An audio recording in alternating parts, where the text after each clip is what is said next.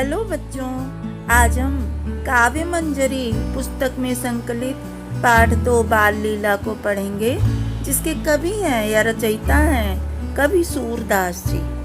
कवि सूरदास जी को कृष्ण भक्ति शाखा के कवियों में सर्वोपरि माना जाता है। इनकी रचनाओं में सूर सागर, सूर सारावली और साहित्य लहरी, जिनमें से सूर सागर इनकी सर्वोत्कृष्ट रचना है। इन्होंने ब्रज भाषा को अपने लेखन का आधार बनाया। इसमें मधुरता और सरलता का मिश्रण किया, जिसमें अलंकारों का सहज प्रयोग हुआ है। इनके रचनाओं में वात्सल्य का माधुर्य, भक्ति की तन्मयता और श्रृंगार के अनेक सुकोमल चित्र अंकित दिखाई देते हैं। सूरदास जी ने अपनी रचनाओं में कृष्ण की विविध लीलाओं का वर्णन किया है। वात्सल्य रस के तो ये सम्राट हैं। इसके पहले का भाग हम लोगों ने इसके पहले के वीडियो में पढ़ा था। अभी हम दूसरा पद पढ़ेंगे, तो चलिए पढ़ते हैं बाल लीला का दूसरा पद। लेकिन दूसरे पद को पढ़ने से पहले हम कुछ कठिन शब्दों के अर्थ को देख लेते हैं। कहन लागे, कहने लगे।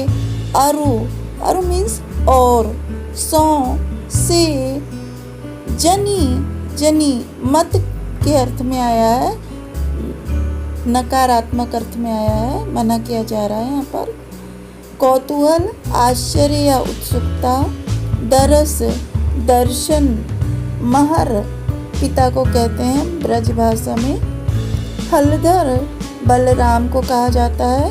हल को धारण करने के कारण बलराम का एक नाम हलधर भी है। दूरी, दूर, काहू की, किसी की।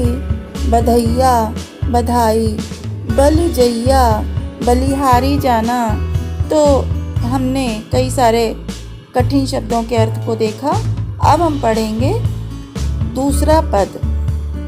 यहाँ पर सूरदास जी ने बड़े ही सरल भाषा में एक अद्भुत चित्र प्रस्तुत किया है, जो शायद सभी बच्चों के जीवन में आता है।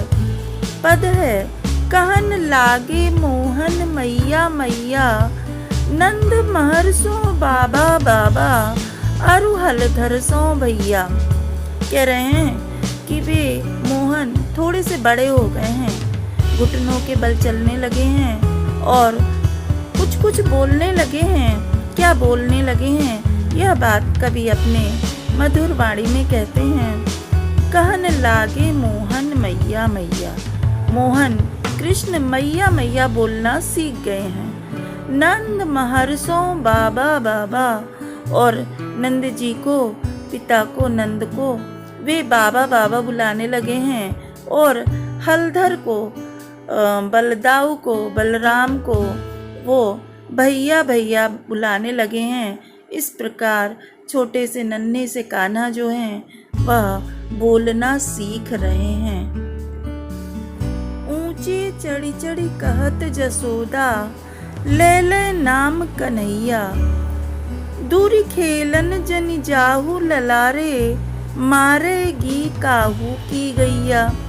यहाँ पर जसोदा माँ अपने घर के चबूतरे पर खड़े होकर के कन्हैया का, कृष्ण का नाम ले करके कह रही हैं। क्या कहती हैं, आगे देखते हैं। दूरी खेलन जनि जाहू ललारे। हे लला, तो दूर खेलने मत जा, तू बिल्कुल भी पास में ही खेल, घर के बाहर ही खेल, दूर खेलने के लिए बिल्कुल मत जा। कारण क्या है, मारेगी काहू की गैया।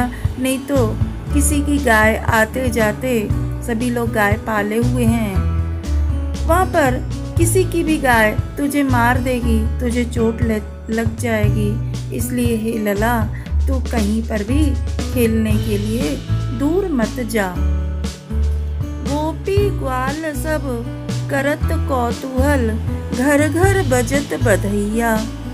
गोपी और ग्वाल बाल सभी उत्सुकता पूर्वक, कौतूहल पूर्वक यशोदा को कृष्ण को मना करते हुए देख रहे हैं। घर घर में बधाई बज रही है।